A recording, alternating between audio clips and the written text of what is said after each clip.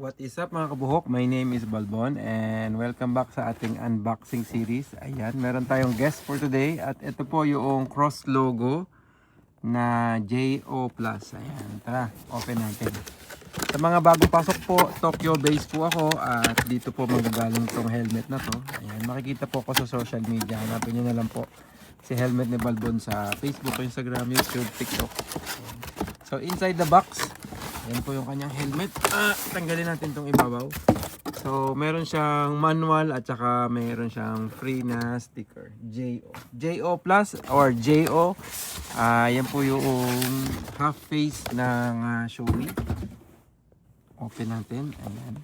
Salamat po sa nakabili si Boss Jovi Guevara ng Isabela. Yun, no? Ganda.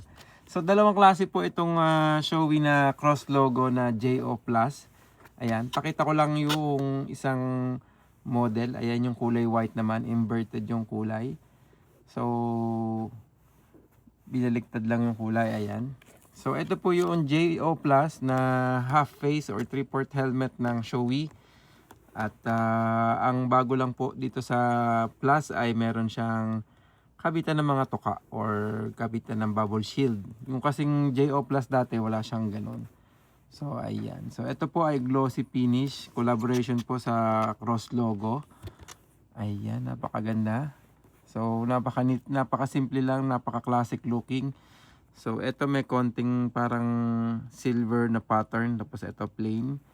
Tapos dito din sa kabila ay meron din siya parang ayun, nakita nyo ba? Yung parang pattern. So, yun. Napaka-neat. Tapos, ang kagandahan nitong JO Plus, meron na siyang built-in drop-down visor. Ayan. Pwede nyo po itong palitan. Meron po niyang photochromic or meron din po yung mga may kulay. So, ayun. So, marami pong design itong classic looking na helmet ng Shoei na to na JO Plus. May mga magagandang labas sila na monocolors at saka mga design. Check out nyo na lang po or PM lang po kayo sa akin sa Helmet ni Balbon. Ayun po, pag may kailangan po kayo sa mga Arai or Shoei, DM lang po kayo sa akin. Yan. Maraming salamat po and see you in the next vlog. Ride safe. Peace out.